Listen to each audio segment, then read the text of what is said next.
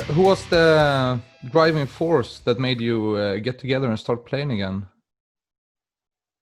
Well, of course, I've always been a big driving force in the band, starting it and doing the management myself and stuff like that. So, of course, I was really hungry for it. Since time had passed, I missed playing. Also, there seemed to be a pretty big interest in it. So, me and David and Robert too, all of us are not on Facebook and stuff like that. But since I moved to the US, I had even more reason to be more active on social media. And in that sense, I could be more in touch with Richard, who lives in Dallas since 2004, I think. I mean, it was easy to get in touch with each other and talk about things if we wanted to get back together and all that. So I guess I was kind of the one instigating it, but the other guys had to be on board and wanting to do this. So once we decided on that, everybody's been equally involved and really, really enthusiastic about it. So it's Dismember was always a democracy, except from maybe the start where I was kind of the dictator, but we always had a democratic kind of approach to the band. So that helps, and that also ensures that everybody's equally invested and really wants to do it. For instance, Matti, I mean, a lot of people ask me for an interview with Matti, and he's not interested in doing it. And he doesn't have to, he was never loving doing interviews unless it was after shows and all that, which I also prefer in a sense, but you have to respect that. A lot of people ask, like, can't you get Matti on and all that? But, I think it's good in a sense that you can do this on your own terms. How many shows have you played since you have reunited? 3 so far. So Imagine, I mean, we played 2 in Stockholm and 1 in Switzerland in January this year. But then the pandemic hit. I mean, we would have had 10 shows or so this year, and we'll see what happens. We still have a show in Stockholm on September 18th, which I have a hard time seeing happening, especially since me and Richard are probably not going to be able to fly anywhere in September.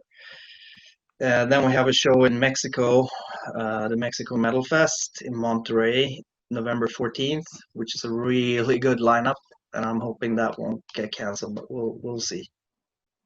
I mean, all the shows that we were supposed to do this year has been postponed to next year, so we know we're gonna do all those shows we were supposed to this year, but next year, same dates. It hasn't been quite hard to find gigs, has it? Not really. It's more of a thing that the way, like, I mean, we decided when we got back together that we would never tour extensively again. We can't afford that personally or economically, really. So we decided that we also want to just, pick the nuggets.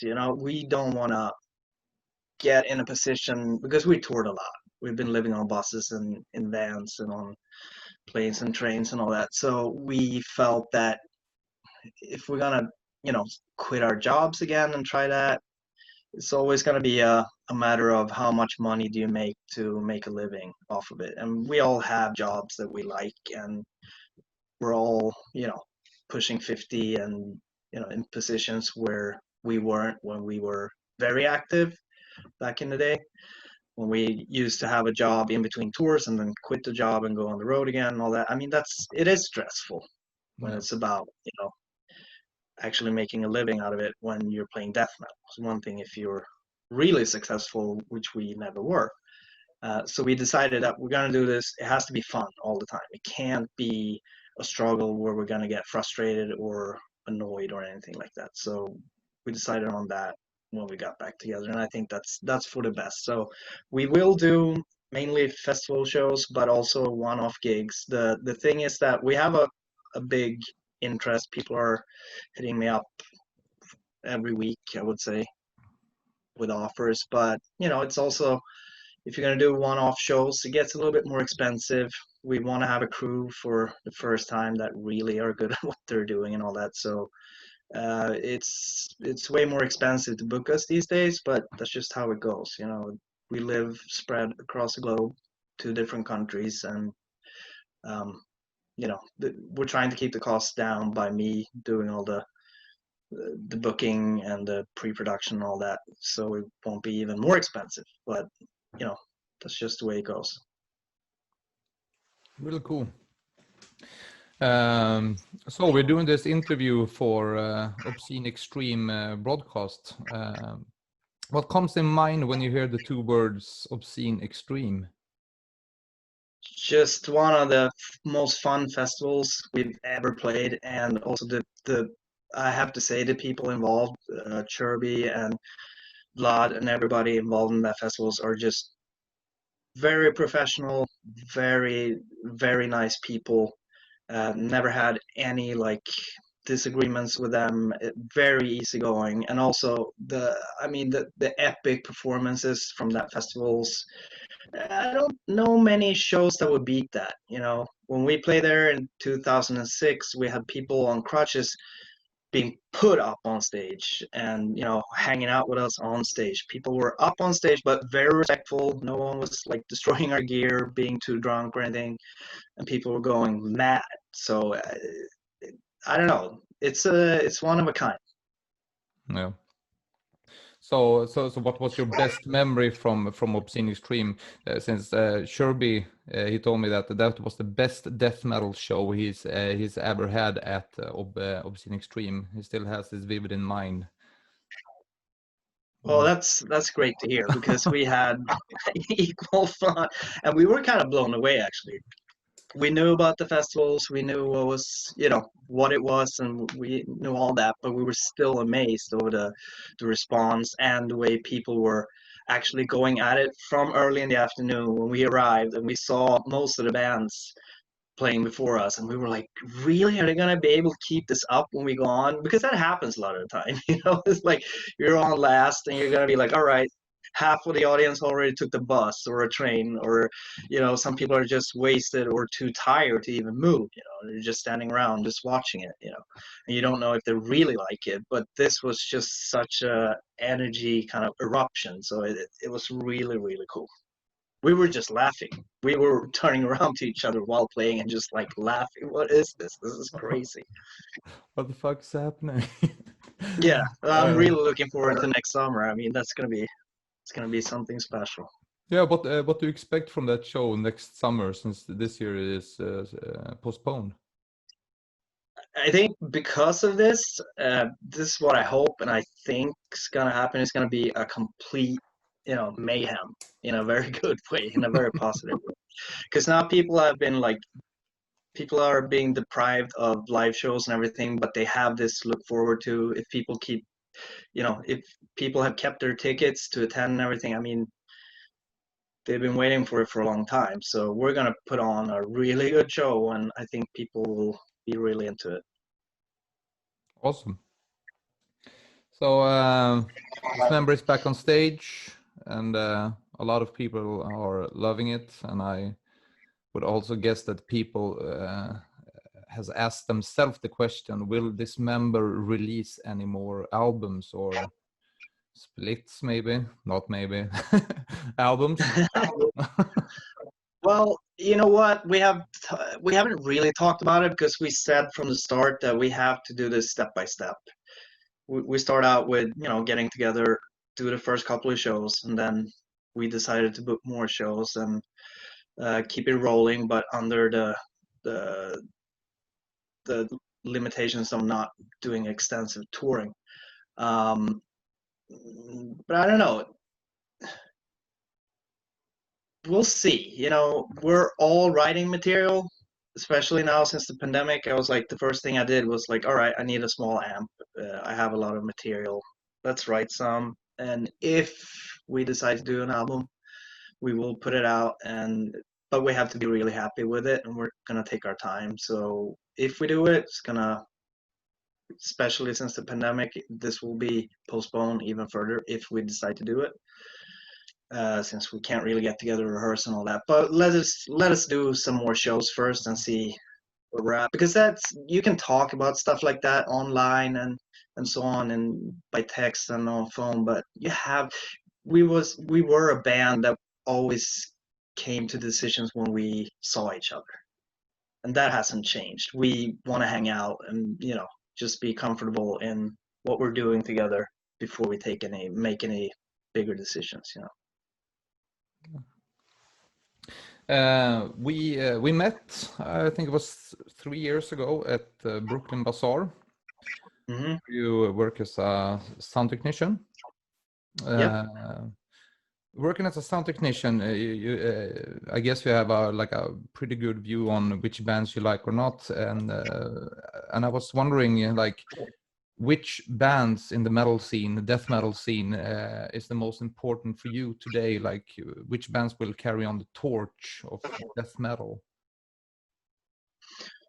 Oh, that's a tough one, because there are a lot of good bands out there. You know, I've you know, been touring, not working for, but touring alongside a band like Gatecreeper from Arizona. Really nice guys, good values, and, you know, very dedicated, hardworking people. I love that. I love the band Leak from Stockholm, very close friends of ours too. They lent us the rehearsal space for the few shows we've done so far. Um, Helped us, you know, with a lot of stuff that they didn't really have to do, but they did because they're good people. And, you know, I love their type of death metal, that old school thing. I think it's good to see new bands, but a newer generation of those bands that keep on carrying that sound and that type of death metal further, you know. And I mean, they're getting great responses too. I mean, these bands are not gonna, they're not just like some bands that are, yeah, playing a few shows and whatever. These bands mean it, you know, and that's what I really like about it. Oh, Entrails from Växjö got a review a couple of years ago on their old school death metal sound, and the reviewer said something like, "This has been done before. This isn't something new." That was exactly the point. So I really like that you say that they really sound old school death metal, and it's Yeah, I not. mean, it's like, yeah, some people ask me sometimes, oh, don't you think they just ripped their sound off and they're doing exactly the same thing? No, they're not. Like, people say that Leak sound exactly like Dismember. I don't think so. I think they sound more like Entomb, but they have their own mix of the old school sound. Gatecreeper too. I don't think they sound like Entombed or Dismember. They're similar, yes, but come on, back in '91, how many bands didn't sound similar? And why do you have to do something new? What is new? My cousin, who I'm gonna do an art project with, she's a famous photographer. She she sent me this link this morning about knitting metal, and I don't know where that clip were from, but there were I like saw it people too. doing a knitting. Yeah, you saw it. So you know what I mean? It's like, people probably know I'm not like a huge, you know, YouTube finder of great stuff, but that was really funny. It's like, all right, that's new, right? That's new. Someone knitting to death metal or whatever on a stage. That's new. It's fun, but it's fun one time. Mm. You know what I mean? It's like, you can do new stuff, but yeah, hey, we didn't do anything new really. We had a different kind of sound, and we mixed heavy metal with death metal and the more primitive kind of you know, hardcore stuff. We mixed that together. It wasn't really new. And I mean, come on, people complained for years that we ripped and tuned off and that we sounded exactly like them. I don't think we sound like them. I don't think there are similarities, of course, and there are bonds between us, but I mean, come on. Grave, Unleashed, Dismember, and Entomb, they don't sound alike. Only if you don't know the music. No, exactly. It was really, really nice to meet you like this. Corona, COVID-19 online Zoom interview. uh, any last comments? Like anything you would like to say to the fans of Obscene Extreme and Dismember? Well, first of all, I want to say thank you for the opportunity to have this talk. I really appreciate it. It's an honor. You know, Obscene Extreme forever in our hearts. for all of us in Dismember, and we're really looking forward to next summer. I mean, we're more hungry than ever, so it's going to be great. Please be on the lookout. I hope this pandemic ends soon so that we can get back on the road and, you know, play in front of you and also hang out with as many people we can. Yeah, let's hope we can start traveling again, at least at the latest at the end of the year. That would be awesome, so that we can commence with next year's Mayhem shows. Awesome. All right. Cheers, man. Thank you. Jag har lärt mig lite nu också. Så här, det är en sak när man sitter och pladdrar personligen med folk också. Då kan man ju sitta och pladdra hur länge som helst om folk har tid. Men jag märker